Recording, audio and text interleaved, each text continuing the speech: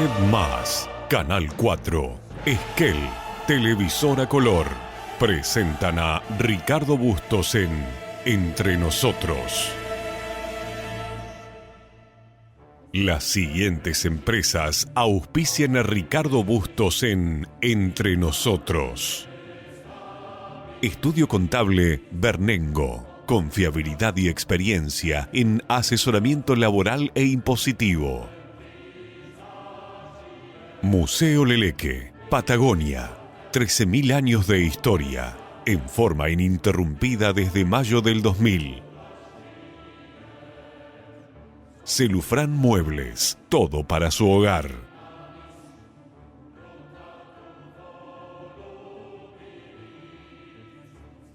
La Despensa, diseño interior, el placer de vivir momentos únicos. Leandro Sport, indumentaria masculina, más de 50 años vistiendo a generaciones de Esquel.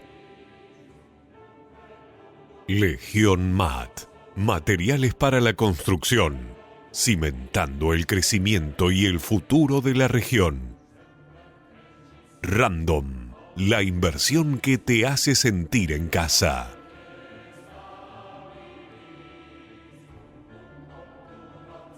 Viñas del Nantifol, pioneros en la actividad vitivinícola en el Valle de Trevelin.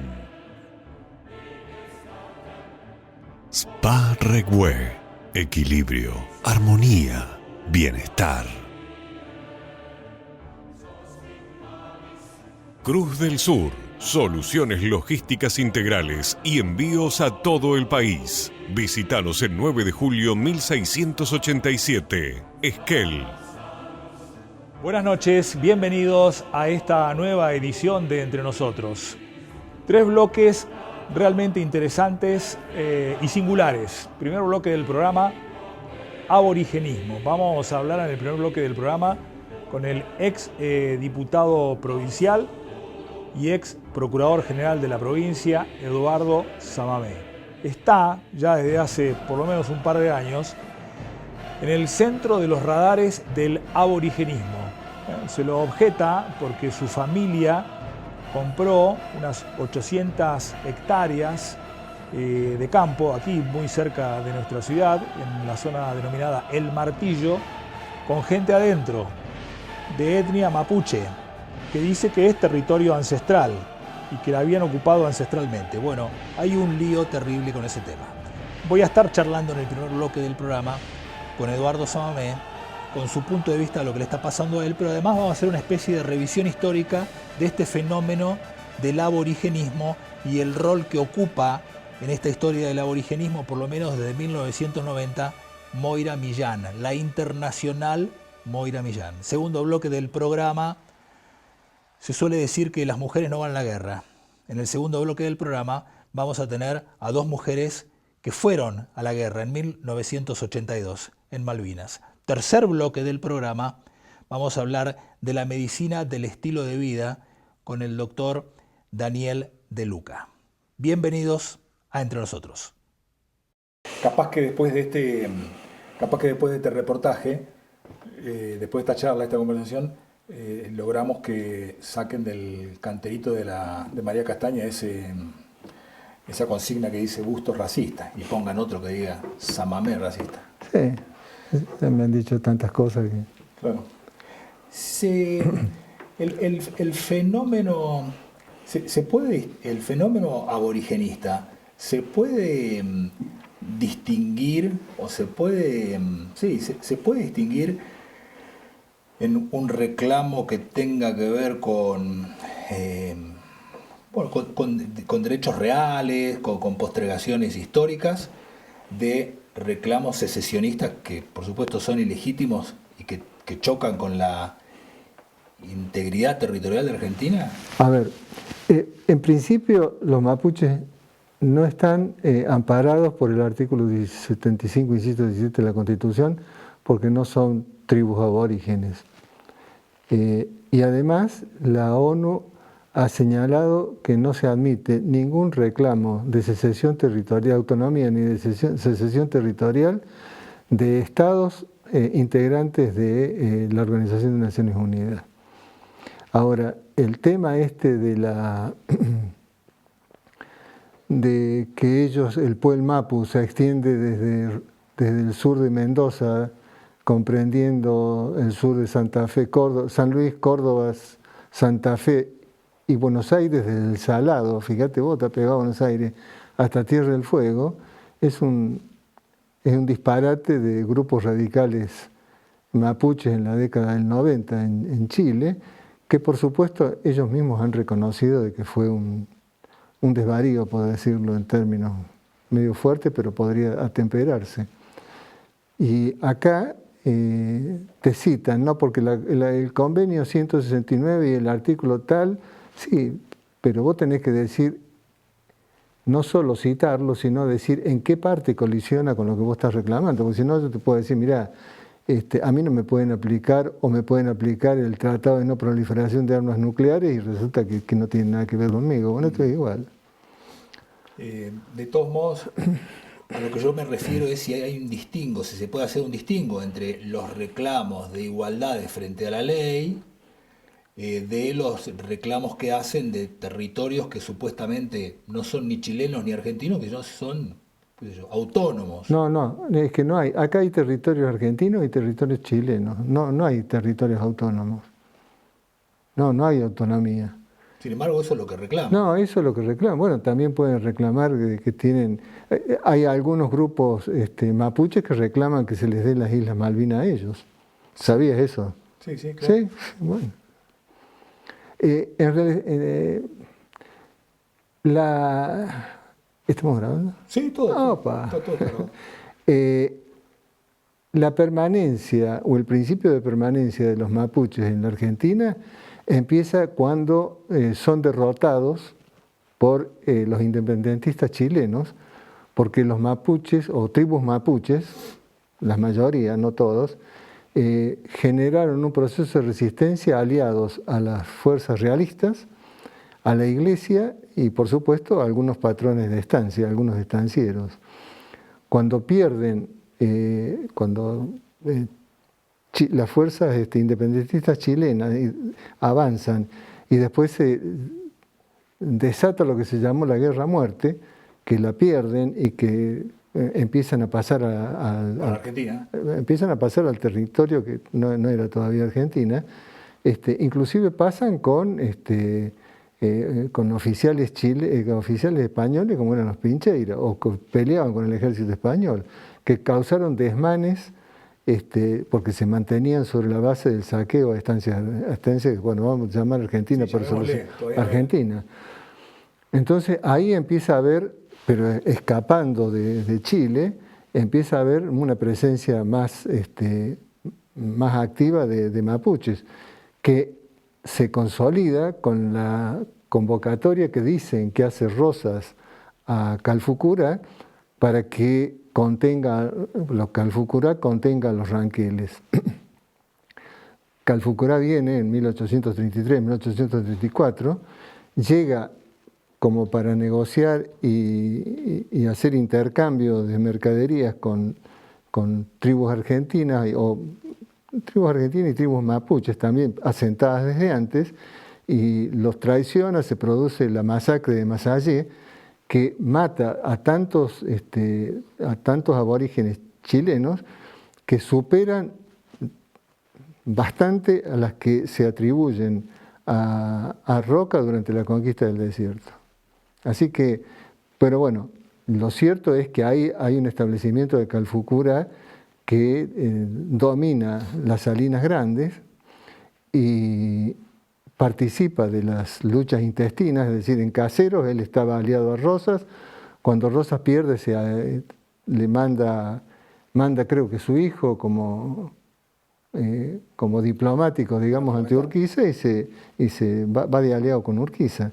Es decir, no había una fidelidad de los bandos de las tribus asentadas en nuestro territorio. Una vez se peleaban con Mitre, otra vez en contra de Mitre, una vez se peleaban con Urquiza y otra vez se peleaban en contra de Urquiza, o estaban aliadas a Bustos, pero es decir, tenían una autonomía de decisión porque lo único que le importaba era su asentamiento y el tráfico ilegal de ganado que iba a Chile. Es decir, ¿Qué rol juega en este proceso? Me vengo más acá en el tiempo, vuelvo al siglo pasado. Finales del siglo pasado, qué sé yo, 1990, una cosa así, donde este fenómeno comienza a tomar más raíz, empieza a enraizarse en la Argentina, en la Patagonia especialmente, en la provincia del Chubut, de la cual somos contemporáneos de esta historia, y empezamos a ver el fenómeno Moira Millal, del cual lo hemos vivido, lo hemos sufrido y hemos sido testigos y contemporáneos de ello, donde empieza a reclamar porciones de tierra, donde se enraiza en la zona de Corcovado, donde usurpa una porción de tierra que era del Estado provincial, de la policía. ¿Ese fenómeno tiene algún grado de financiamiento desde el exterior? ¿Es espontáneo?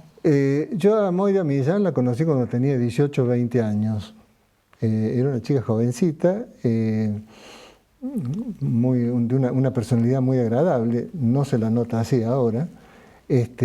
Y eso tenía 18 o 20 años, ella había nacido, según los datos oficiales, ella nació en Maitén, su padre era ferroviario, cuando ya tenía 5 años se trasladan a Bahía Blanca, y cuando viene acá, ella construye su pasado diciendo de que empezó a trabajar de empleada doméstica a los 12 años, que fue abusada por los patrones. Es raro, porque en general se oculta ese hecho, lo ocultan, pero una vez que lo pones en evidencia, yo no he alcanzado a leer en ningún lado que hubiera hecho las denuncias pertinentes, porque hay muchas personas que han sido abusadas y que han recurrido al Poder Judicial, más allá de que a lo mejor estaba prescripta la acción, pero lo han hecho. Ella después dice que emigra a Brasil, que en Brasil se conecta con grupos que reclaman tierras, se hace evangélica, creo, y viene acá, como te digo, a los 18 o 20 años, y a los 30 ya resulta que era ocupante ancestral de las tierras estas en Corcovado, que no sé si son 150 o 160 hectáreas. Sí. Las referencias que hay es que ella llega a esas tierras como consecuencia de que presenta un proyecto para producción y explotación de cerezas. Creo que es ayudada por el intendente de ese momento, que no me acuerdo quién era, o no tengo presente quién era. Me parece que la policía le da también un permiso, lo tenía la policía, le da un permiso de 6 meses y esos 6 meses se transforman en una ocupación ancestral. Ocupar 160 hectáreas en esa zona de Corcovado es como para... Tiene un valor altamente millonario, sí, ¿no? Debe serlo. Y sobre Costa del Río... Creo que sí. No, digo, pero independientemente de esa historia y la erradicación en ese lugar tan especial, tan paradisíaco y con un valor especial que yo recuerdo, yo no sé si me lo dijiste al aire, lo dijiste públicamente o me lo dijiste en una charla privada, creo que hoy por hoy el distingo no cambia. En algún momento dijiste, es más que una reivindicación territorial, un negocio inmobiliario. Lo dijiste alguna vez. Pero independientemente de ello, su movimiento por el mundo, porque es una mujer que ha recorrido el mundo, obedece a algún grado de acicateo o de financiamiento internacional por parte de alguna potencia extranjera que la usa como un ariete para este tipo de reivindicaciones y separatismo, ¿o qué? La ocupación... ¿Tenés alguna hipótesis, digo? A ver, la ocupación territorial de Argentina y la consolidación de la soberanía argentina no se dio ni contra los tehuelches ni contra los mapuches. Se dio contra Inglaterra y contra Chile. Chile tenía pretensiones atlánticas y Inglaterra había advertido al gobierno, creo que fue de Avellaneda, de que si no garantizaban la seguridad y los bienes de inversiones inglesas que estaban en Carmen de Patagones, en esa zona, ellos iban a garantizar la seguridad de sus súbditos. Es decir, una declaración más expresa de que se iban a quedar con la Patagonia no existía. Es decir, el conflicto fue con Chile y se aprovechó que Chile había utilizado la guerra del salitre, que la guerra del salitre consistió en que ocupó por la explotación de salitre, fue en convenio con Bolivia. Cuando Bolivia le quiso aplicar aranceles a los explotadores de salitre chilenos, le declararon la guerra y se quedaron con se quedaron con toda la costa boliviana. Es decir, la política de Chile de expansión, ocupando territorios con nacionales, es la misma que se dio acá en todo el costado, hasta que con Roca empezó el principio de solución de que la cordillera al oeste es chilena y al este es argentina. Y hablando de Roca, ¿por qué pensás que este revisionismo del siglo pasado, de mediados del siglo pasado, se las agarra tanto con Roca?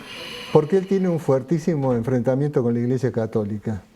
Él impone la ley de matrimonio civil, le saca el manejo a la Iglesia del registro civil de casamientos, nacimientos y defunciones, e impone la enseñanza obligatoria, gratuita y laica en los establecimientos estatales. ¿Esas dos cosas hicieron que su enemistad con la Iglesia? Total, a tal punto que Luigi Matera, que era el nuncio apostólico de aquel momento, incitaba al levantamiento en contra de Roca y Roca lo expulsó. Lo expulsó y Luigi Matera era, para tener más influencia todavía, es decir, la influencia de Luigi Matera es que había sido condiscípulo en el seminario con el que era el Papa en ese momento. Es decir, que se cortaron las relaciones con la Iglesia Católica, creo que las recupera Roca en el segundo mandato, y era tanta la adversión que había que hasta el tango fue declarado pecado. Creo que le levantaron la restricción al tango en la década del 30.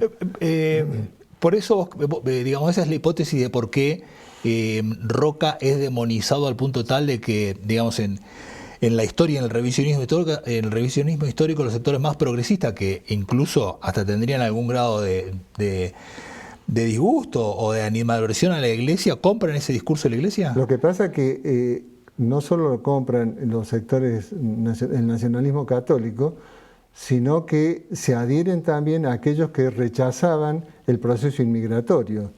Es decir, ese proceso inmigratorio les hacía ver que estaban siendo desplazados, e inclusive había un fuerte componente antisemita en ese rechazo. Y bueno, eso se fue consolidando. Fíjate que lo estigmatizan a Roca por la campaña del desierto. La de Rosas, cuya insignia era religión o muerte, fue financiada por hacendados de la provincia de Buenos Aires. Rosas no era funcionario, le encomendó el gobierno de la provincia de Buenos Aires la campaña.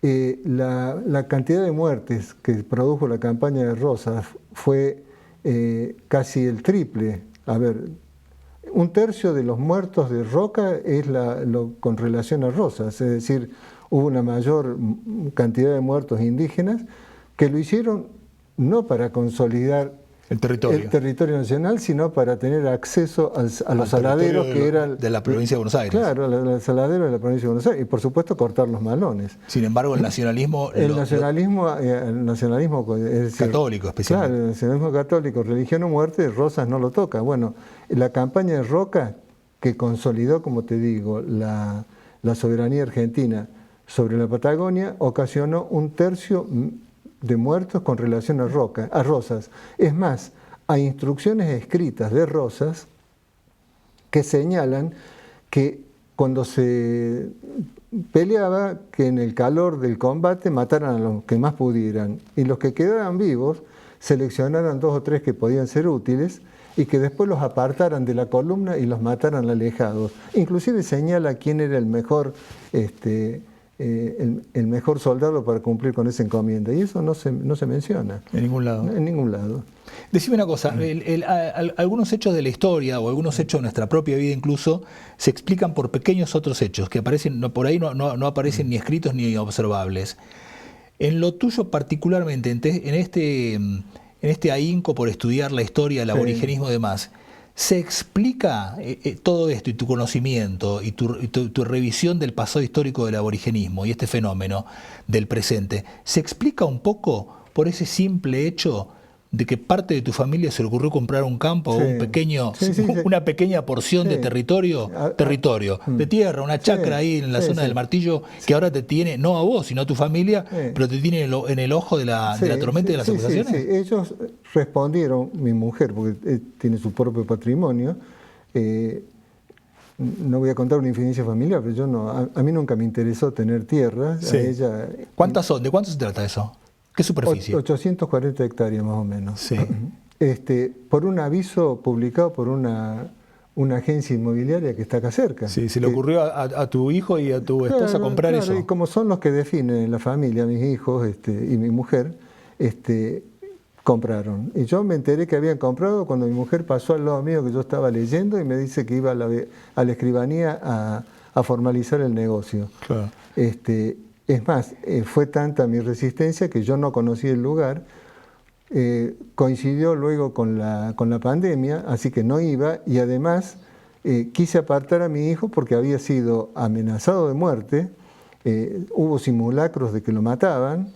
La justicia entendió que el que tenía el arma, ese fue condenado y obtuvo el beneficio de un juicio abreviado, pero que Gloria Coligüeque y Gregorio Cayulef, que lo habían ayudado, habían actuado en el entendimiento de que estaban defendiendo territorio ancestral. Cuando Gloria es empleada municipal desde el 2000, del principio del 2000, y Gregorio era un agregado que tienen ahí. Claro. Lo que pasa que en este caso sos el blanco perfecto porque fuiste político y fuiste procurador general de la provincia. Entonces, o sea, sos un tipo con poder, supuestamente. Si tuviera poder yo estaría en la procuración o hubiera durado unos años más. A mí me echaron del Poder Judicial, así que si tanto poder hubiera tenido, no hubiera sido prescindido del Poder Judicial. Sí, pero eso explica un poco estar en el centro del radar. Yo tenía noción de lo que eran los malones, tenía noción de que el ganado que se robaba en Argentina, en las estancias argentinas, y las mujeres que se capturaban, terminaban como mano de obra esclava del cacique o de los principales, o terminaban en los prostíbulos chilenos. Esto lo conocía porque tenía parientes en el sur de la provincia de Córdoba y no era muy lejano, había casi descendientes cercanos de gente que había sufrido los malones. Sí, pero esta circunstancia te obligó a... Esta circunstancia familiar me obligó a profundizar el tema, es decir, yo tenía la noción de que los malones significaban el contrabando de hacienda robada en la Argentina. Es decir, cuando se pone en cuestión la historia escrita por los blancos, basta ir a la provincia de Buenos Aires o a la provincia de La Pampa y ver lo que se llama la huella de los chilenos, tiene otro nombre, en que está las huellas claras de la hacienda que se contrabandeaba, que se capturaba. Es decir, se calcula entre 1830 y 1870 en que Calfucurá en el 72 es derrocado,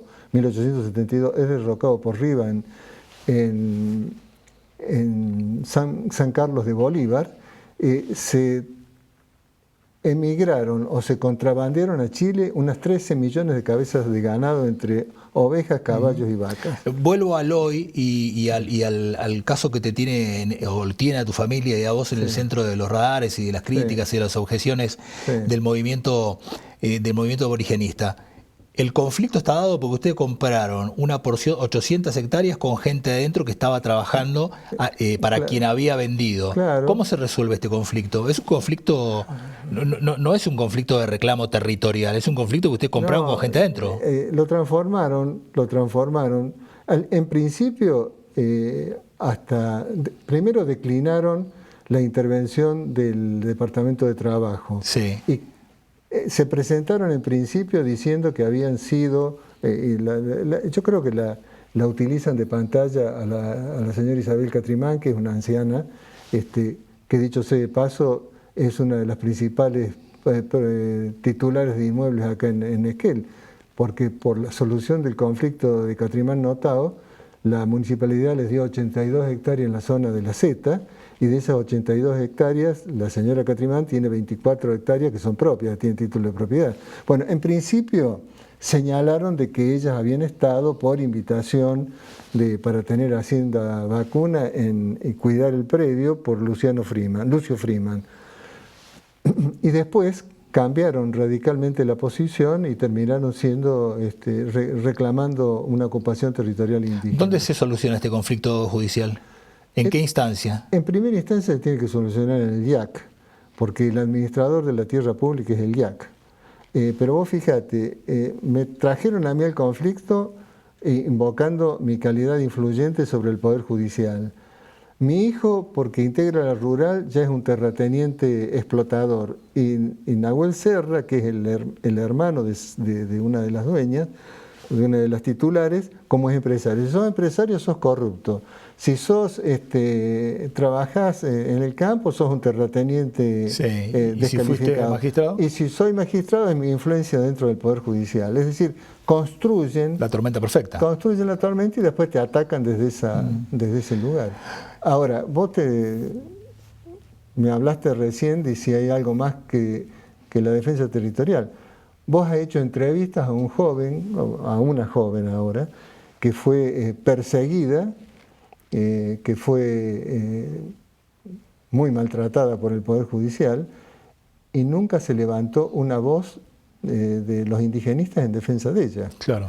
Era pobre, estaba en un proceso de transición sexual. Antes, sí, claro.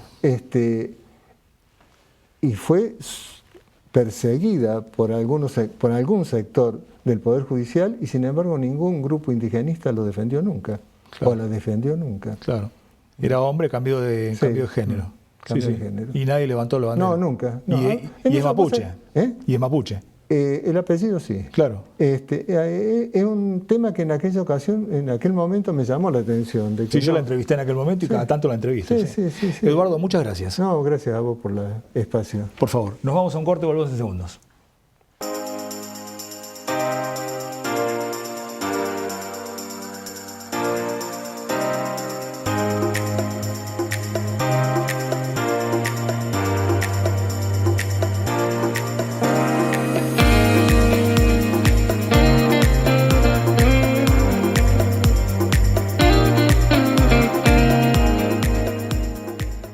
Doctor Mascota, todo lo que tu mejor amigo necesita en un solo lugar. Consultas generales, desparasitación y vacunación, cirugía de tejidos blandos, emergencias y más. Peluquería canina, un verdadero día de spa. Baño, corte y corte de uñas para tu mascota. Alimento balanceado, gran variedad de marcas y opciones para cada etapa. Estamos de lunes a sábado de 9 a 1 y de 3 a 9 de la noche. Y también los domingos de 5 a 9 de la noche. Encontranos en 9 de julio al 705 y Mitre.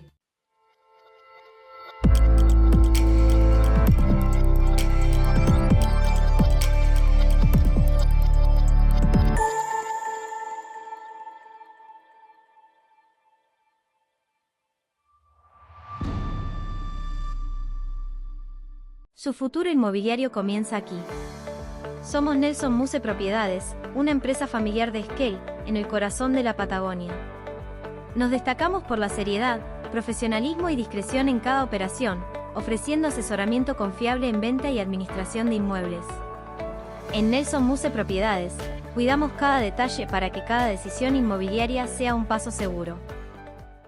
Spa Regbue equilibra tu cuerpo y armoniza tu interior. Disfruta una amplia variedad de masajes, baños de inmersión con aceites esenciales, sauna seco, ducha escocesa, aroma y cromoterapia, limpieza facial y exfoliación corporal. Piscina cubierta climatizada. Spa Regbue, un refugio de calma para reconectar con tu energía y encontrar serenidad. Spa Regbue, equilibrio, armonía, bienestar. Elegí tu destino y Gales al Sur te lleva. Paquetes turísticos a Estados Unidos, Brasil, el Caribe, Europa, Salta, cataratas, destinos exóticos.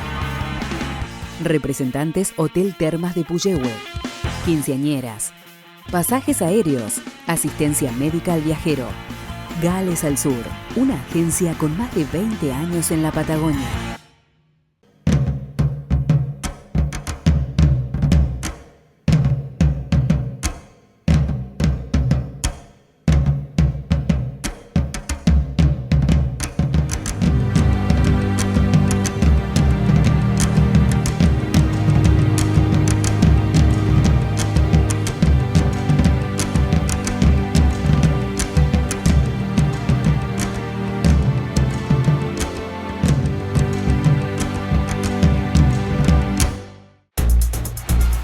Cuando confías te animás a cualquier desafío. Por eso Manu va a hacer judo y la Peque va a jugar al básquet.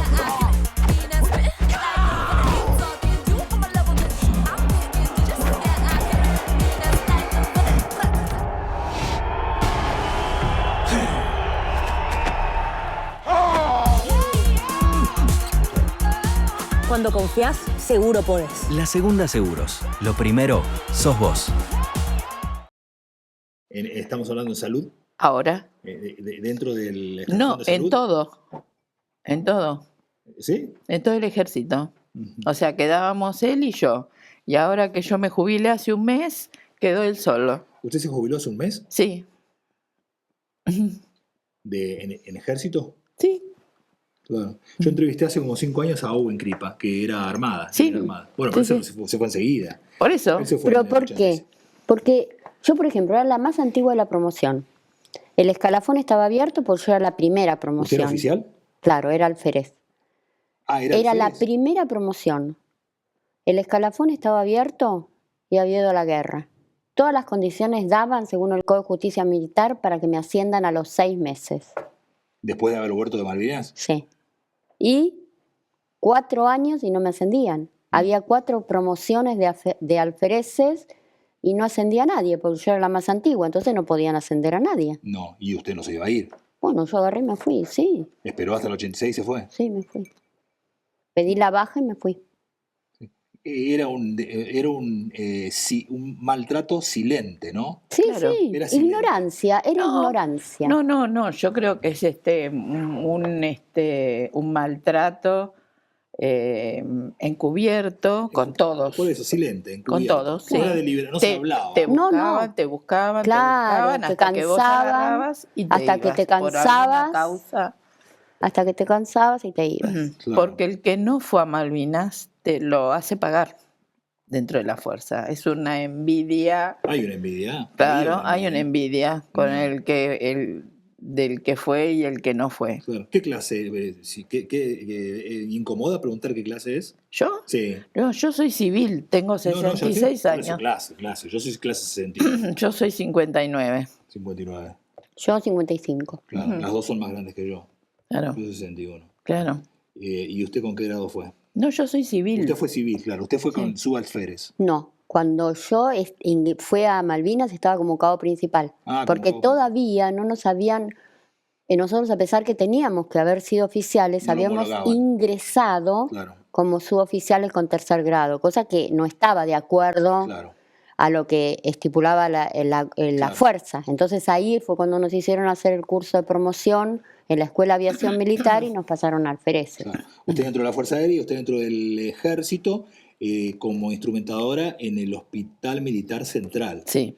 ¿Cómo, a partir de qué momento usted fue con el hospital? Nosotras con nos la- ofrecemos con de el Marco voluntarias. Hospital, Claro. el Irizar. Nosotras nos ofrecemos de voluntarias el 2 de abril, ¿Nosotras quiénes? todo, medio hospital. ¿Medio hospital? Entonces, ¿El mismo 2 de abril? claro, con la euforia, viste, Sí. de todo el mundo, nos ofrecemos todo el hospital y dicen, no, va a ir solamente el personal militar. Entonces, el personal civil, ninguno teníamos expectativa de ir. El tema es que cuando empezaron los combates, después del 2 de mayo, ahí empiezan a llegar los heridos graves al hospital de Puerto Argentino y los médicos que estaban ahí empezaron a pedir instrumentadoras porque el cirujano está acostumbrado a trabajar con la Solo no instrumentadora. trabaja, claro. Y entonces ahí vino el pedido y bueno, y estuvieron un mes decidiendo a ver qué hacían hasta que se dieron cuenta que no les quedaba otro remedio que convocar mujeres y bueno, Que no había instrumentadores. en toda la Argentina porque no se dejaba estudiar instrumentación quirúrgica a los hombres. Es que es una carrera que habitualmente hacen mujeres. Sí, Y porque pero los cirujanos quieren a las mujeres, eso es lo que pasa. También. o sea, es como la carrera de azafata. Vos ves, Muchas más mujeres que hombres. son carreras que son más afines a lo femenino. Ahora vamos a ir parte por parte, pero las dos van a hablar. Quiero hablar con las dos. Sí. Son diferentes historias, pero que confluyen en las islas a partir de la historia. A partir del 2 de abril confluyen las dos en una historia que después las tiene como protagonistas involuntarias durante toda la vida hasta el día de hoy, porque las dos después comienzan a, no digo trabajar juntas porque ustedes no trabajan de esto, pero se encuentran en diferentes lugares del país dando charlas y malvinizando. Y finalmente, ¿cómo llega Silvia, cómo llega a Malvinas? ¿En un vuelo? En un vuelo hasta Río Gallegos, porque solamente los vuelos civiles llegaban hasta Río Gallegos. De Río Gallegos a y de Río Puerto Gallegos en jeep, en camión, en helicóptero hasta que llegamos al Irizar. Y en el Irizar íbamos rumbo a Puerto Argentino y bueno, y ahí tuvimos que parar durante todo un día porque los ingleses se habían quedado sin sangre, les tuvimos que dar, pasar nosotros a hacer el traspaso de sangre. Del hospital del Irizar al buque hospital de ellos. ¿El Irizar le entregó sangre al buque británico? Sí. Entonces, en plena guerra, sí. Ustedes navegaron con el Irizar que ya estaba preparado como hospital, ya tenía quirófanos. Sí. Y bueno, y llegamos ese dato no lo tenía. Sí. Entregamos a uno de los buques, que es el más grande, le entregamos la sangre, ¿no? Y plasma que necesitaban. Y a otro de los buques de ellos, que se llama Hydra, que es más chiquito, también buque hospital, le entregamos suturas. Pero todo esto, yo te lo cuento muy rápido, pero es maniobras náuticas para parar los dos buques, hacer el traspaso por el medio de los helicópteros, que suban los ingleses a bordo de nosotros, que éramos más amigables que ellos. En un traspaso, en una donación de elementos humanitarios. Sí. De dos ejércitos que estaban en conflicto. Pero de dos personales de sanidad. Sí. Y luego navegaron hasta cuántas millas y bueno, y después, Puerto Argentino. No, y después fuimos a Puerto Argentino y nos quedamos ahí, a 500 metros. ¿Y desde ahí operaban? Claro, porque teníamos que estar cerca, porque primero que el Irizar no puede entrar en puerto porque es muy grande, claro. Entonces nos quedamos un poquito más afuera del puerto. Y entonces así los helicópteros nos podían traer más fácil los heridos. Y el caso, y usted como instrumentadora, siempre como instrumentadora. Nosotros en realidad hicimos más de enfermera que de instrumentadora. ¿En serio? Sí, porque instrumentadora, cirugía yo, por ejemplo, hice 20 nada más. ¿Nada más? Sí. ¿Lo demás, todo asistente como enfermera? Sí. ¿Y el caso suyo, Liliana? Bueno, usted llega como enfermera porque ya era enfermera. Sí. Ya estaba recibida. ¿Cómo llega y dónde asiste? ¿Adentro de Puerto Argentino en tierra o desde el Irizar? No. Ninguna de las dos cosas. Nada que ver. Ella es Fuerza Aérea. Yo soy Fuerza Aérea, no tiene nada que ver. Yo fui destinada al Hospital Reubicable en Comodoro Rivadavia el 28 de abril. En un principio, aunque nosotros como personal militar femenino habíamos hecho evacuaciones aeromédicas durante estos 2 años que había estado, porque hay que tener en cuenta que en esa época las evacuaciones aeromédicas de terapia intensiva nada más que las hacía Fuerza Aérea. No es como ahora que hay aviones de evacuación aeromédica. Sí, prefectura. Provinciales, municipales, nacionales, privados. No hacía nada más que Fuerza Aérea. Así que teníamos todos los meses, teníamos en las guardias, cada una tenía guardia de vuelo un mes y los varones también, es decir, era todo igual. Y al que le tocaba el vuelo lo tenía que hacer. Así que habíamos tenido, pero en un avión que es de terapia intensiva, no de evacuación masiva, ¿no es cierto? Que es totalmente diferente. Sí, estaba equipado totalmente. Yo traje de Costa Rica a Monseñor, no me acuerdo cómo se llamaba, de Lomas de Zamora, que estaba con un Guillén Barré, con respirador, todo lo trajimos. Desde Costa Rica fuimos en un Fokker. Bueno, y al principio nosotros no fuimos destinadas. Decidieron que no estábamos incluidas en las tripulaciones de vuelo. ¿Quedaban en Comodoro? En Comodoro, mientras que estaba en el Hospital Reubicable. Pero después que empezaron es decir, que los ingleses se acercaron más y que empezaron más los bombardeos y todo, me pidieron si voluntariamente podía integrar una tripulación de vuelo. Empecé haciendo vuelo de terapia intensiva dentro de la costa patagónica, en avión Merlin, con, por ejemplo, los pilotos que se eyectaban o los náufragos que eran recogidos por los buques de la Armada y la Marina Mercante, llevados a puerto, y como generalmente estaban politraumatizados, lo llevamos al área, al módulo de terapia intensiva del Rubicable. Y después, cada fuerza a la que pertenecía se hacía cargo. Después que se produce el desembarco inglés, empezaron los combates cuerpo a cuerpo y el hospital, el CIM, el hospital de Puerto Argentino, pidió una evacuación masiva. Y fue ahí cuando me pidieron si aceptaba hacer vuelo a Puerto Argentino. Y ya ahí los vuelos se hacían totalmente diferentes, ya se hacían nocturnos a la madrugada, a ras del mar. A baja altura, para evitar los radares. Entre 3 y 10 metros. A ras del mar, con silencio de radio, totalmente a oscuras. Cuando llegamos a Puerto Argentino, el Hércules es un avión muy pesado, por lo tanto necesita un tiempo prolongado de carreteo para despegar, así que no podía aterrizar en Puerto Argentino, carreteaba todo el tiempo. Mientras carreteaba, nosotros que viajábamos acostados arriba de los contenedores con todo lo que pedía Puerto Argentino, porque nunca el Hércules iba vacío. De ida iba siempre con todo carga, lo que pedía Puerto Argentino, y de vuelta con los evacuados, ¿no? Entonces nosotros nos tirábamos de los contenedores a la pista, soltaban las lingas, largaban los containers, nosotros corríamos atrás del Hércules y después que sacaban los contenedores empezaban a llegar las ambulancias, marcha atrás, con las puertas abiertas a la misma velocidad que iba el Hércules, se apoyaban prácticamente sobre la plancha del Hércules y así trasladábamos los pacientes dentro de la bodega del Hércules. Pero los que podían caminar, que eran, por ejemplo, alguno que era ambulatorio, por ejemplo, un estallido de oídos o algunas lesiones en brazos, subían caminando, se acomodaban a los lados. La cuestión era disminuir al máximo el tiempo de evacuación. Los que estaban más graves iban en el centro, en camillas, engrampados, porque como el Hércules iba a ras del mar, tenía que ir despresurizado. Y al ir despresurizado se mueve entre el viento y las olas, y despresurizado se mueve muchísimo. Iban así que todos estricados y atados. Teníamos que, claro, exacto.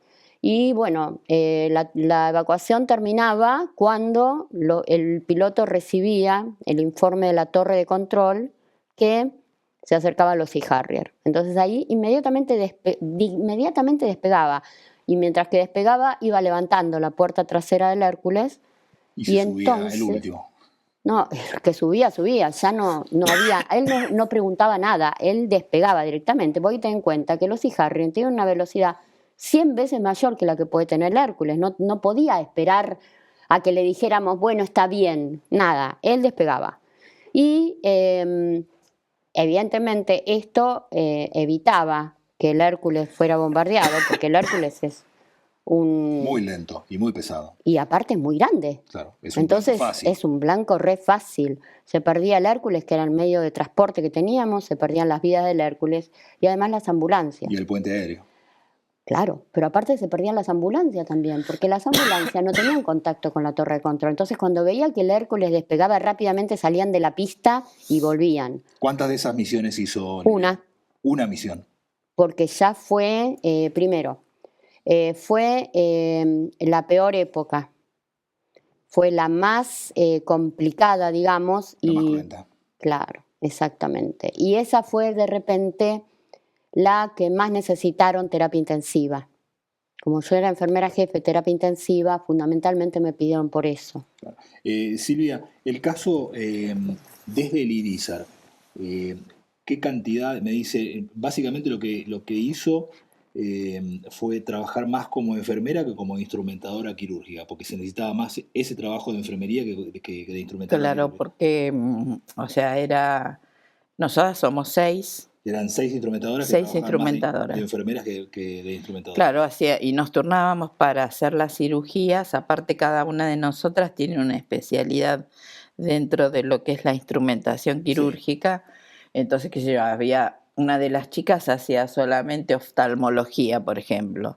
Y de oftalmología había 2, 3 cirugías, fueron menos que la que es experta en traumato, que eran todos de traumatología en su mayoría.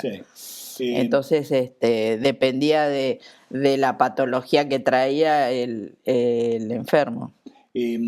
Tuvieron en la posguerra, a lo largo de todos estos años de posguerra, me imagino que habrán tenido oportunidad de tomar contacto con pacientes a los que atendieron, a los que Y operaron, nosotras a los que sí, recuperaron? nosotras, primero,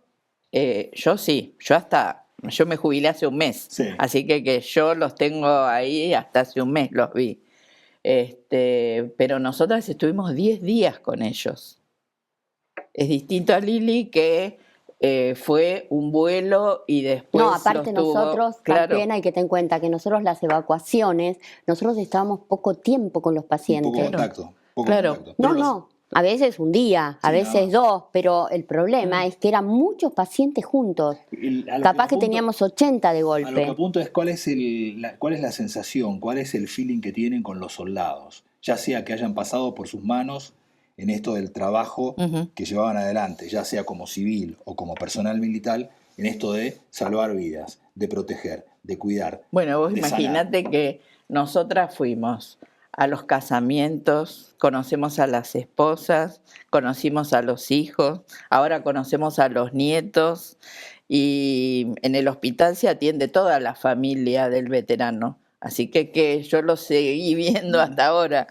Entonces nuestro contacto es muy familiar con ellos. Esto ocurrió en el año 1982, estamos hablando del año 2025. Habiendo pasado todo lo que pasó, este sentimiento de negación y de ocultamiento, de desmalvinización que ocurrió prácticamente desde el 82 hasta hace 10 años, Sí. donde empieza a Sí, resurgir nuevamente Sí. ese sentimiento de volver a poner sobre el tapete de la agenda social Malvinas y todo lo que trajo Malvinas. La pregunta es, ¿todo lo que ustedes hicieron, sienten que valió la pena? Sí, absolutamente. Valió la pena en muchos aspectos. Yo creo que en el aspecto personal propio de nosotros fue absolutamente útil en la parte profesional, en la parte personal y en la parte emocional. Yo creo que en esos tres En aspectos lo emocional, sí, aunque hubo secuelas, Sí. hubieron secuelas. totalmente, pero fue Personales. importante, sí. Pero fue importante. Y en lo demás fue darnos la posibilidad de volver a poner Malvinas delante de la sociedad, ¿no? Que la sociedad no se olvide de Malvinas. El hecho de dejar que la mujer demuestre que también estuvo en las guerras, aunque en otras épocas no nos enteramos porque no había redes sociales, esta oportunidad por las redes sociales, porque en realidad nosotros somos más reconocidas gracias a las redes sociales. Sí.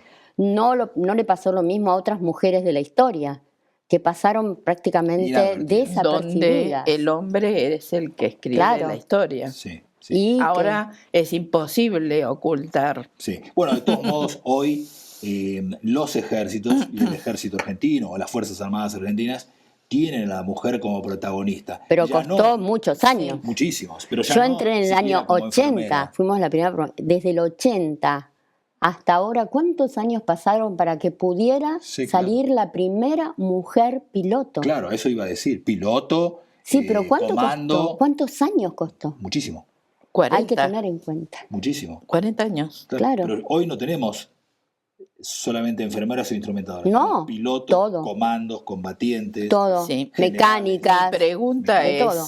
Su pregunta. mi pregunta es, ¿hasta qué punto las van a dejar ejercer? ¿Es una duda que tiene todavía? ¿Usted Yo tiene, estuve hasta hace un mes. ¿tiene contacto usted con la oficialidad femenina? Sí, totalmente, porque en el Hospital Militar Central ya somos el 70% del personal es femenino. Y de ese 70%, un 40 y pico es personal femenino militar. Usted no es militar, usted es civil. Yo soy civil. Claro.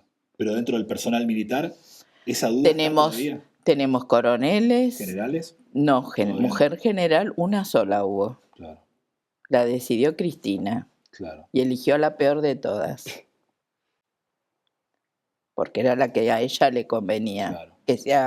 Que no sea útil. Como civil, ¿qué es usted? Habiendo estado tantos años y recién jubilada en el Hospital Militar Central del Ejército Argentino, ¿tiene alguna expectativa diferente con el nuevo nombramiento del Ministro de Defensa, que es un general?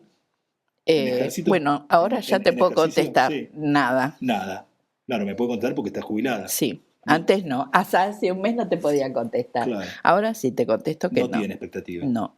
Bien. No, porque nosotros, o sea, yo en 45 años, imagínate que los conozco de teniente primero, desde todos Los vio pasar a todos. desde todas las unidades a donde fueron destinados. Los vio a todos. A todos. Como civil. Como civil. Pero ahora ya está jubilada. Sí. Puede opinar libremente.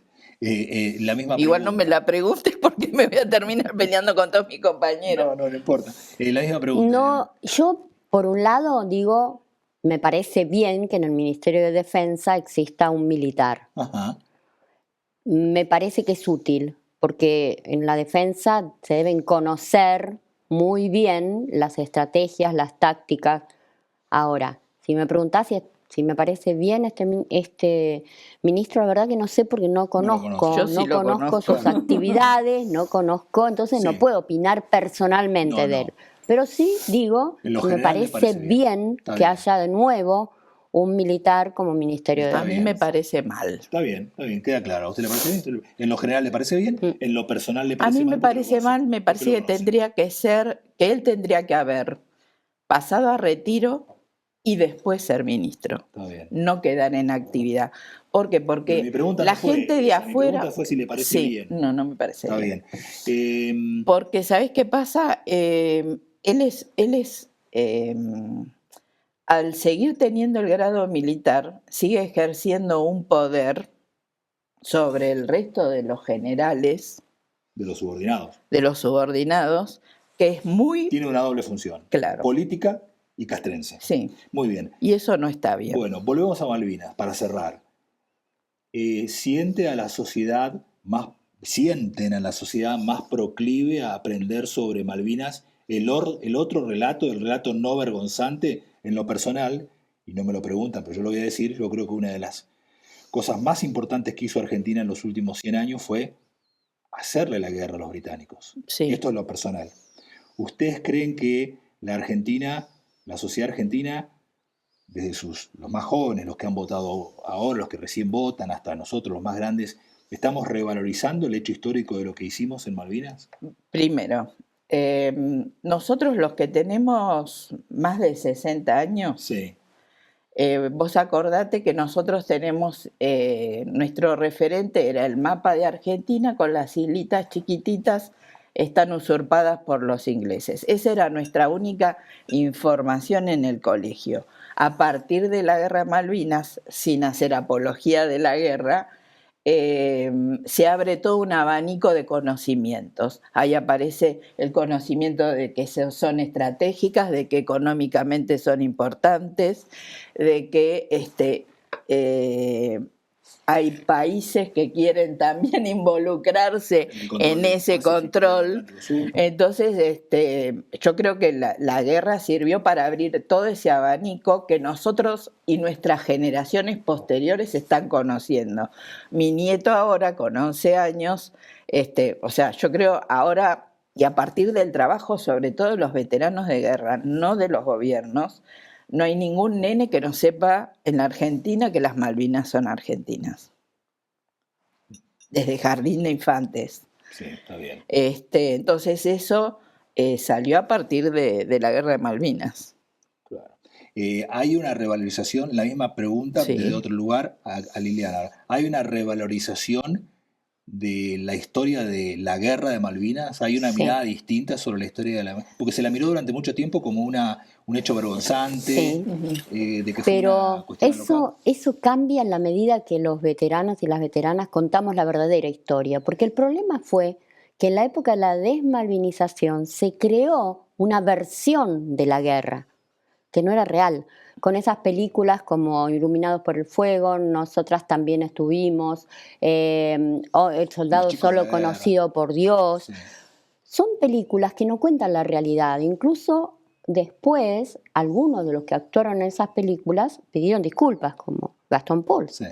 Entonces, yo creo que la diferencia fundamental es que ahora los niños y los jóvenes, gracias a los docentes y gracias al periodismo, tienen otra oportunidad de conocer Malvinas. ¿Y a ustedes? Pero ¿quiénes nos convocan a nosotros? Los docentes y los periodistas.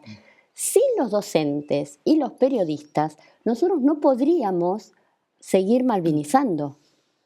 Porque Entiendo. yo no me puedo parar en una plaza y ponerme a hablar de Malvinas. No, claro, pero sí frente a una cámara. Pero sí frente a una escuela, a un aula, Claro. a una universidad, a una escuela secundaria, a un jardín de infantes. Por eso Los chicos mucha de jardín crítica de de nosotros infantes, es hacia los periodistas. chicos de jardín de infantes tienen un conocimiento y un amor por Malvinas que realmente a nosotros nos enorgullece. Conmueve, ¿qué decir? Vos llegás a un jardín de infantes y los chicos vienen corriendo, te abrazan y te dicen, ay, te vi, porque por ejemplo las maestras le muestran por YouTube algún video, ¿no? Ay, te vi en la tele, ¿por Son qué los no héroes viniste? vivientes. Te extrañaba, así te Son dicen. los héroes vivientes. Claro. Y el periodismo no se ocupó. Mientras no había redes sociales, cuando el periodismo era el encargado de hacer la difusión, el periodismo estaba más preocupado por otra cosa que por los veteranos de O guerra. por contar la historia oficial. Mujeres, muchas gracias. Muchas Gracias a usted. Nos vamos a un corte. Cuando confías te animás a cualquier desafío. Por eso Manu va a ser judo y la Peque va a jugar al básquet.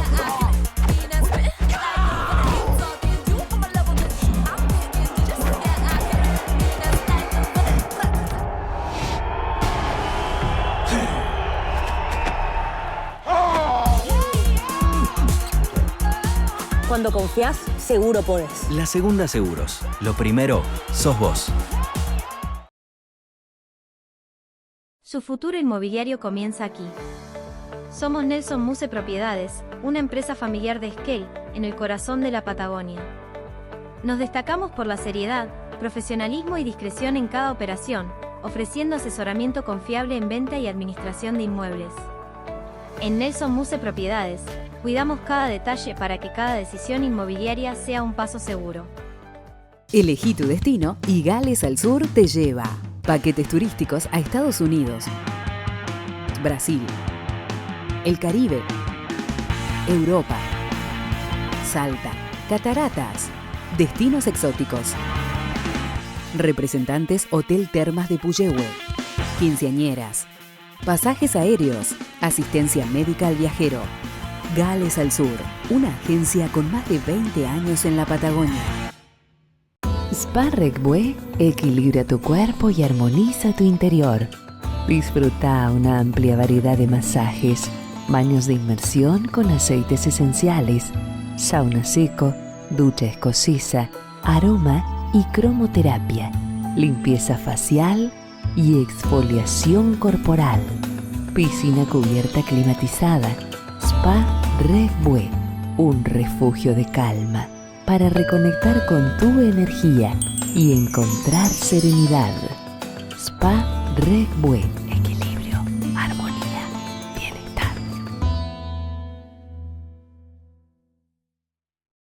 Doctor Mascota, todo lo que tu mejor amigo necesita en un solo lugar. Consultas generales, desparasitación y vacunación, cirugía de tejidos blandos, emergencias y más. Peluquería canina, un verdadero día de spa. Baño, corte y corte de uñas para tu mascota. Alimento balanceado, gran variedad de marcas y opciones para cada etapa. Estamos de lunes a sábado de 9 a 1 y de 3 a 9 de la noche. Y también los domingos de 5 a 9 de la noche. Encontranos en 9 de julio al 705 y Mitre.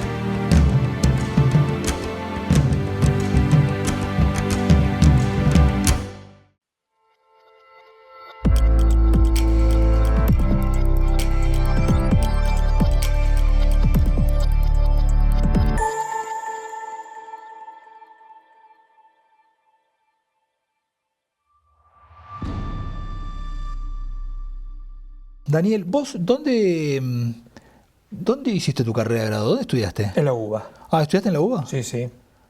Sí, mi formación fue toda en la UBA. Claro. ¿Y tu residencia en qué la hiciste? ¿En otorrino? Yo hice una concurrencia en realidad en otorrino en el Hospital Ramos Mejía. ¿Y después qué hiciste? 5 años, 1 año de cirugía general y 4 años de otorrino. Ah, ¿hiciste cirugía general? Para ser otorrino, como es una especialidad quirúrgica, tenés que hacer 1 año de cirugía general. Había que hacer, creo que ahora cambió, pero en los 90 había que hacer 1 año de cirugía general y luego 4 años de la especialidad, que en ese caso fue concurrente porque las residencias eran muy pocas, había 3 cargos para todos los hospitales municipales. Mi examen no fue lo suficiente como para tomar un puesto pago, así que hice 5 años gratis. Claro. Formación, por supuesto, pero gratis en el Hospital Ramos Mejía, un servicio de otorrino espectacular. Claro, y esos 5 años fueron gratis. 5 años gratis. O sea que mientras tanto te financiabas con otra cosa. Sí, sí, claro. Otra cosa. Sí, trabajaba, me subía a la ambulancia, en los autitos para hacer domicilio, me daban un día libre, porque como era concurrente me daban un día libre, entonces hacía guardia en el Hospital Paroicien durante muchos años en La Matanza, y después en el Hospital de Morón, hice muchos años de guardia en el Hospital de Morón. Después concursé en el hospital y me quedé en el hospital trabajando. Haciendo siempre la especialidad. Claro. Otorrino. Otorrino. Para aquel que no entiende lo que es otorrino, es la especialidad de tres conductos de vías superiores, ¿no? Sí. Oído, laringe y nariz. Oído, garganta y nariz. Sí, y nariz. Sí. ¿Y cuánto hiciste la especialidad? ¿Cuántos años ejerciste la especialidad? Yo la sigo ejerciendo. Sí, la seguí ejerciendo, pero después...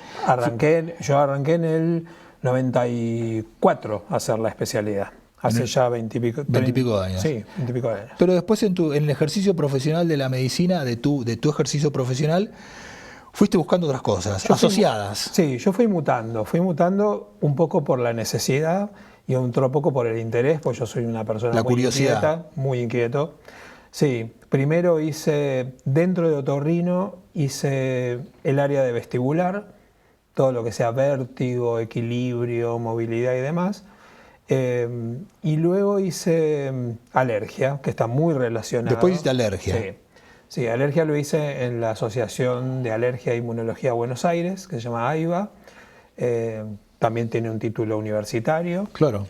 Son 3 años de formación teórica y práctica. O sea, estando acá, yo viajaba a Buenos Aires y me quedaba 15 días, iba al Hospital Durán, iba al Gutiérrez, roté por diferentes hospitales para cumplir las horas de práctica que te exige la carrera. Claro. Bueno, y ahora vamos a avanzar sobre la última, de la cual probablemente nos detengamos con un mayor grado de tiempo, que tiene que ver con esto de la especialidad de la medicina de la calidad de vida. Sí. Pero la estás ejerciendo las 3, y las 3 están hilvanadas una con otra. Totalmente. Están todas hilvanadas. Los pacientes llegan a mi consultorio por una rinitis respiratoria y terminamos hablando siempre de alimentación, de sueño, de deporte, de movilidad, porque influye. De vida social. De vida social, claro. de fumar o no fumar. De lo que vamos a terminar hablando, que es después me vas a explicar, que es dentro de un ratito, la medicina... Del estilo de vida. Del estilo de vida, la calidad de vida, del estilo de vida. ¿Qué es una especialidad? No, todavía no es una especialidad. No es una especialidad. No está considerada por el Ministerio de Salud como una especialidad. Es una orientación, una formación en... Claro, pero ya hay médicos que se están formando en ello. Sí. Yo lo que hice fue primero un posgrado y después hice una diplomatura en medicina de estilo de vida. Las alergias son una gran incógnita, por lo menos para aquellos que no somos ni médicos ni especialistas en esto, un gran misterio, porque a veces uno come, no sé, te pongo un ejemplo, uno come almendras y no pasa nada, y otras veces come las mismas almendras y detona la alergia. Detona, no sé, con edema, con picazón de ojos. ¿Qué es? ¿Por qué una vez sí y otra vez no? Eso está muy influenciado por la situación en la que se está comiendo. Y digamos, no por el hecho de la comida misma, sino por lo que somos, porque no somos solamente una alergia. Nosotros somos un eje hipofisario adrenal, donde la liberación del cortisol, están las emociones, están las situaciones particulares. Por supuesto hay una predisposición genética. Ya hay una predisposición. La alergia es una enfermedad genética. Uno la hereda de los padres o de los abuelos. Sí. Y luego la epigenética, que es lo que el entorno hace con nuestra genética, hace que se enciendan o se apagan determinados gérmenes. Es decir, genes. Claro, es decir, un día puse las almendras como puedo poner las cerezas, o puedo poner cualquier otra cosa, no sé, o el pescado. Un día puedo comerlo, no pasa nada, y otro día puedo comer lo mismo y detona. Sí, en general no es lo más común, ¿eh? No es lo más común, porque aparte habría que ver si vos comiste ese pescado con alguna otra cosa y eso fue lo que hizo. A veces hay reacciones de hipersensibilidad y no de alergia, edemas o inflamaciones que no tienen que ver con un proceso de alergia, sino de una hiperreactividad. Claro. La mucosa está más reactiva y entonces se inflama, pero no por un proceso alérgico. Bueno. En general, cuando uno es alérgico a algo, es alérgico. Claro. Y nosotros, por ejemplo, si es un alimento, lamentablemente por el momento no hay ningún tipo de tratamiento. Pero son inespecíficas, es decir, yo te puse casos concretos que me han pasado a mí, como almendras un día, no pasa nada, como almendras al otro día, y hago un edema hasta el glotis, ¿no? Que me cuesta respirar. ¿Y ahí qué hay? Ahí hay hipersensibilidad. Hay hiperreactividad también. Claro. Sí. Y aquel que se levanta a la mañana y empieza a estornudar y le llenan los ojos y no para hasta el mediodía. Y ahí probablemente haya una alergia. Claro, una alergia. Sí. ¿Y se puede determinar cuál es el grado? ¿A qué hay alergia? Sí, por supuesto. Se hacen pruebas cutáneas, se colocan unos alergenos y luego se reactiva la piel y ahí uno ve si aparece un edema, si aparece una roncha y podemos identificar los pólenes, los ácaros, los hongos ambientales, los epitelios de animales. ¿Y tu consultorio está cada vez más concurrido, cada vez más demandado por este tipo de fenómenos? Mi consultorio viró de la otorrinolaringología a la alergia. ¿Pero viró porque el fenómeno está creciendo? Sí, viró porque el fenómeno crece y además al ser el único especialista en alergia, que coincide aquí. Otorrinos somos 3 acá en Esquel, entonces está como más repartido. Está la doctora, hay 3. Claro, la doctora Buján, el doctor Valena y estoy yo. Pero alergista estoy yo, entonces fue como mutando. Y muchos pacientes que entran por otorrino terminan siendo alérgicos también. Entonces es una consulta mixta. Muy bien. Ahora vamos a la medicina del estilo de vida. Así es. ¿Así se llama? Así es, medicina del estilo de vida. ¿Se te dibuja una sonrisa por qué? Porque te genera placer A mí me encanta atender pacientes en medicina del estilo de vida. ¿La descubriste para otros o la descubriste para vos? Fue todo un proceso. Yo hice un cambio muy importante. Te iba a llevar a eso. Sí. ¿Puedo llevarte a eso? Por supuesto. ¿Vos sos obeso? La obesidad es una enfermedad crónica y la obesidad es física y es mental también. Si no querés seguir, ahondando, no ahondamos. Sí, por eso te dije, podemos hablar. No, ningún problema. A ver, yo, así como me ves, me sigo sintiendo obeso. Bien. Porque mi estructura mental no ha cambiado. ¿No? No, por eso el obeso tiene que estar acompañado todo el tiempo. Es una enfermedad. No es una moda ni un estilo. Me interesa eso. Ya lo ha dicho en esa misma silla un colega tuyo, Damián Cerebrisky, a quien ha venido a este programa en alguna oportunidad. La obesidad, entonces, repetime este concepto. Es una enfermedad. Es claramente una enfermedad. No es ni moda ni un estilo, es una enfermedad. Uno tiene arraigado ese esquema corporal.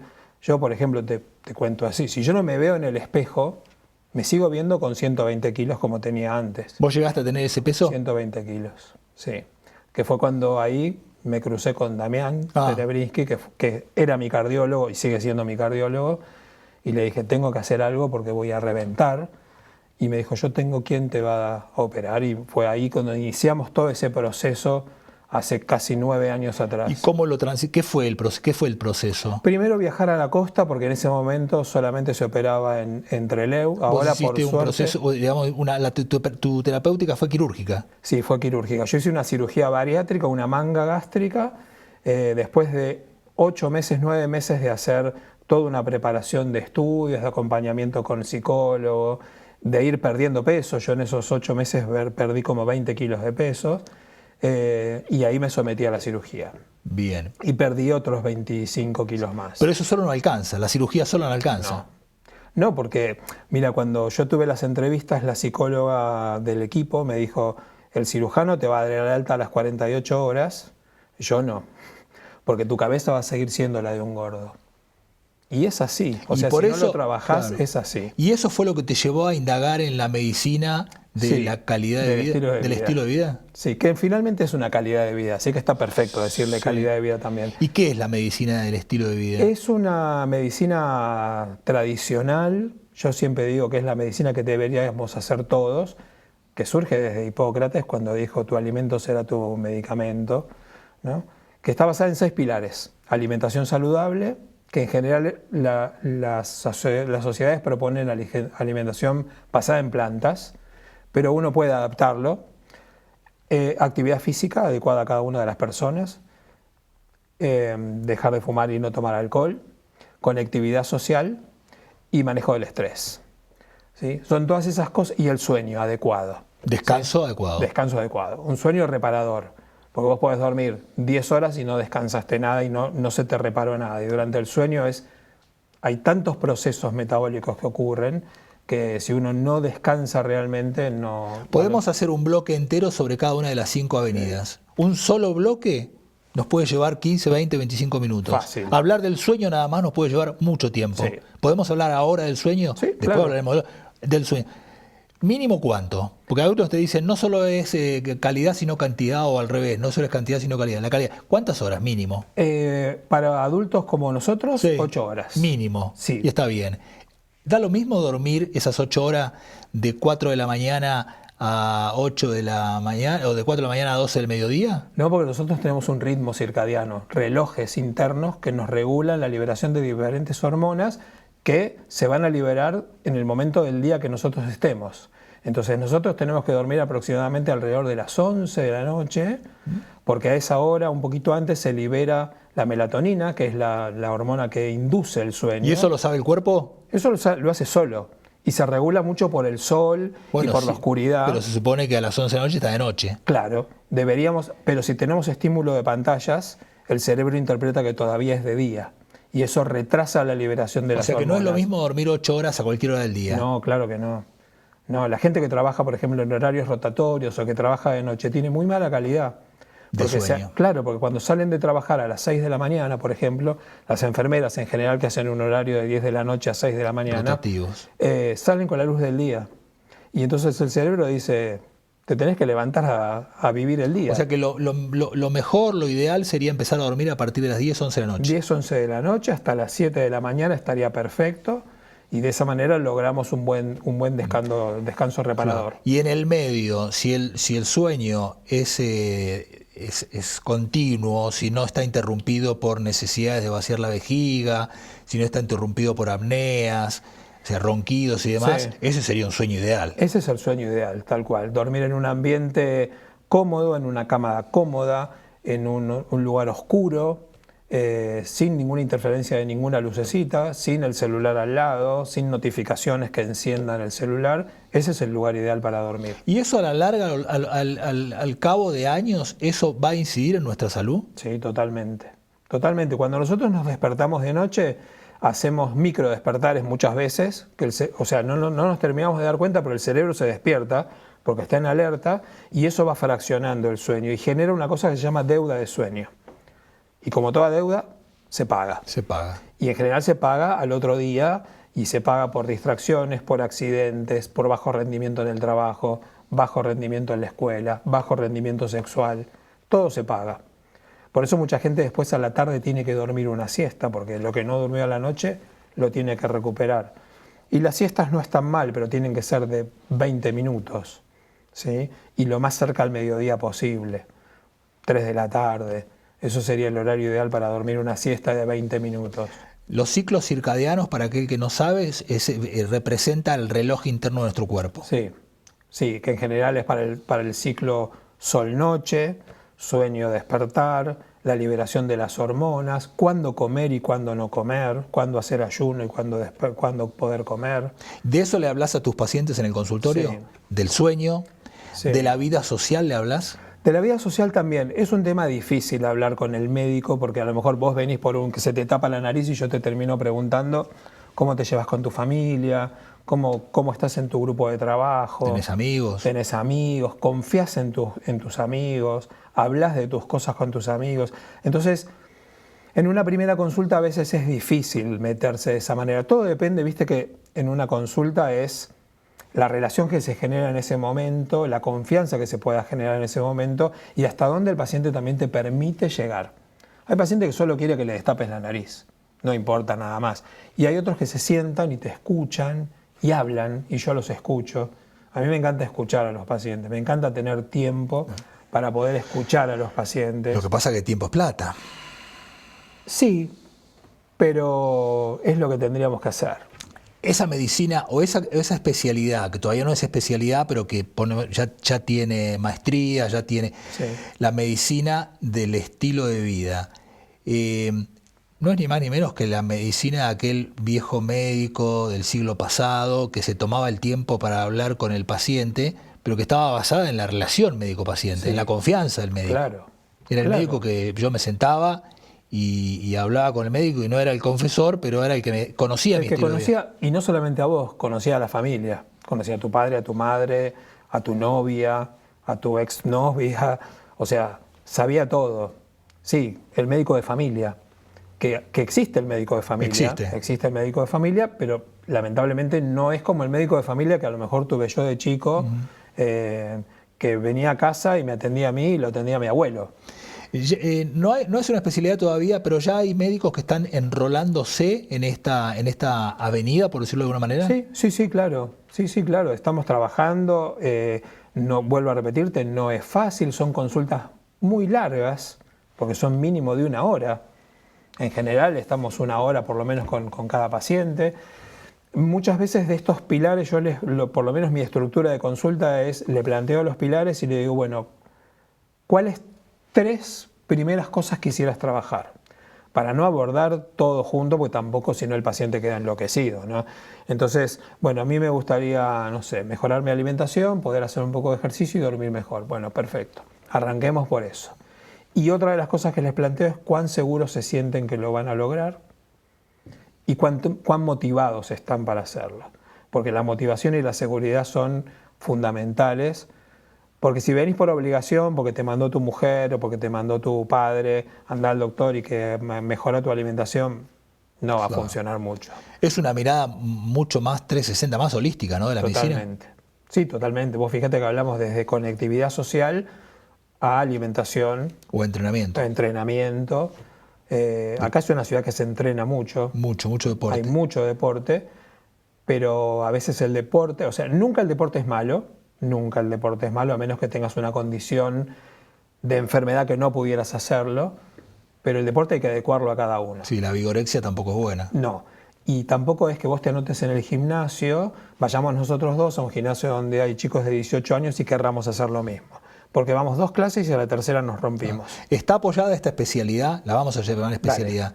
¿Está apoyada con farmacología cuando lo requiere? No se opone a la farmacología, o sea, no es ni antimedicina tradicional. Al contrario. Cuando vos ves que hay una necesidad. Es que si se necesita, la idea es que a través de mejorar estos hábitos podamos ir retirándote, disminuyendo la dosis y si se puede sacar la medicación, perfecto. Mucho mejor. Pero claramente no es antimedicación. A ver, si vos venís con una condición metabólica aceptable, que tenés un poquito el colesterol alto, bueno, planteamos hacer una buena alimentación, planteamos hacer deporte, planteamos que no fumes, durante 3 meses repetimos el laboratorio. Si el colesterol, por ejemplo, te estoy hablando de un caso hipotético, se disparó, el colesterol malo se disparó, y bueno, entonces a lo mejor ahí sí tenemos que intervenir. Pero si la condición lo permite, primero trabajamos sobre los hábitos. Si no funciona, por supuesto. Perfecto. Ahora, si vos ya venís medicado, por ejemplo, suponete, te manda Damián conmigo, porque sos hipertenso, yo no te voy a decir, Ricardo, deja la medicación cardiológica y solamente vas a comer lechuga y tomate, porque no va a funcionar nunca. Entonces, primero trabajemos sobre los hábitos y con Damián, porque tampoco es... Hago de Damián porque es mi cardiólogo y vos lo conocés, con cualquiera de los cardiólogos o de los clínicos, iremos trabajando en conjunto el paciente. O sea, la idea es no que sea mi paciente, sino a mí me deriva algún paciente el endocrinólogo por un tema de diabetes tipo 2, por ejemplo, el paciente sigue siendo el endocrinólogo, no es mi paciente. Sí, el objetivo es que salga mejor. Totalmente, trabajar en equipo. Damián, Daniel, muchísimas gracias. Vamos a seguir hablando en sucesivos programas de cada una de estas 5 grandes avenidas que Tenemos tiene. 5 más entonces. Exactamente, muchas gracias. Gracias a vos. Nos vamos al corte final de esta noche. Las siguientes empresas auspiciaron a Ricardo Bustos en Entre Nosotros. Celufrán Muebles, La Despensa, Estudio Contable Bernengo, Museo Leleque, Legión Mat, Leandro Sport, Random, Viñas del Nantifol, Spa Regüe, Cruz del Sur. Bueno, esperemos haber estado a la altura de las circunstancias. Recuerden que este mismo programa se repite el jueves a las 9 de la noche. Muy buena semana para ustedes. Fue una producción de Valero Producciones para Red Más, Canal 4, Esquel, Televisora Color.